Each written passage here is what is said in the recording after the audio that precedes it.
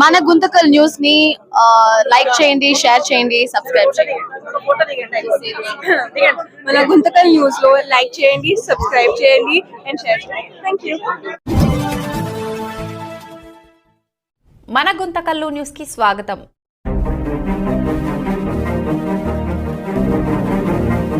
Media మిత్రులకు నమస్కారం.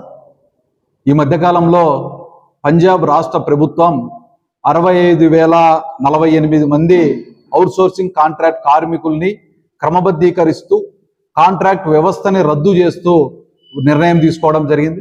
మన ఆంధ్రప్రదేశ్ రాష్ట్రంలో దాదాపుగా 3 లక్షల పైన ఉన్నటువంటి కాంట్రాక్ట్ అవుట్సోర్సింగ్ కార్మికులు కూడా దాదాపుగా 10 సంవత్సరాల నుంచి పనిచేస్తున్నటువంటి పరిస్థితి. కనీస వేతనాలు లేకుండా, పర్మనెంట్ అనే పదం లేకోకుండా ఇబ్బంది పడుతున్నారు.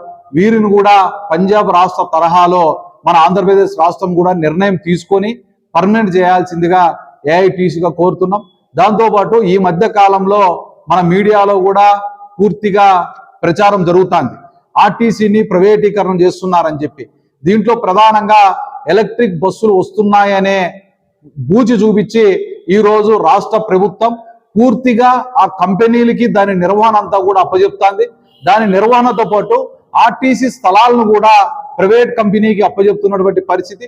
ఈ విజయవాడలో ఉన్నటువంటి దాదాపుగా 450 కోట్ల రూపాయలు విలువ చేసే ఆర్టీసీ స్థలాన్ని ఇప్పటికే లూలు కంపెనీకి అప్పచెప్పారు. వాళ్ళు లూలు కంపెనీ వాడు దాదాపుగా 150 కోట్ల రూపాయలు బ్యాంకు అప్పు తీసుకొని, అంటే ఈ లీజు అగ్రిమెంట్ చూపించి ఈరోజు 150 కోట్ల రూపాయలు అప్పు తీసుకొని ఈరోజు లూలు మాల్ కూడా ఏర్పాటు చేసుకున్నారు.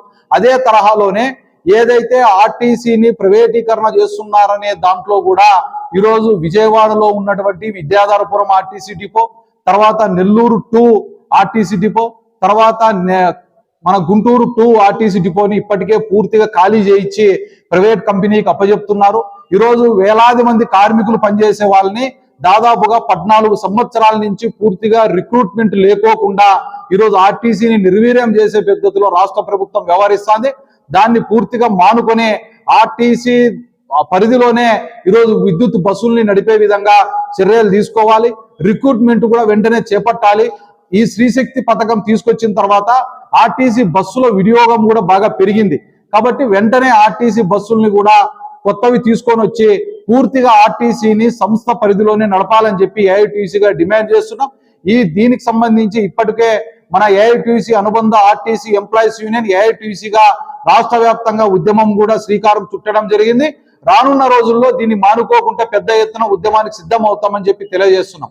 దాంతో పాటు మన 975 జీవోని రాష్ట్ర ప్రభుత్వం తీసుకొని వచ్చి ఈరోజు మున్సిపాలిటీలు, కార్పొరేషన్ పరిధిలో ఉన్నటువంటి అన్ని సేవలు, ఈరోజు రోడ్లని క్లీన్ చేయడం దగ్గర నుంచి, వాహనాల్ని నిర్వహించడం దగ్గర నుంచి, తర్వాత పన్నులు కట్టించుకోవడం దగ్గర నుంచి, నీటి సరఫరా, తర్వాత లైటింగ్ దగ్గర నుంచి పూర్తిగా ప్రైవేటీకరణ చేయాలని చెప్పి రాష్ట్ర ప్రభుత్వం కుయుత్తు పన్నుతాంది. దీంట్లో భాగంగానే పూర్తిగా ప్రైవేట్ పరం చేస్తే ఈరోజు మున్సిపల్ కార్మికులు అన్యాయమయ్యే పరిస్థితి ఉంది.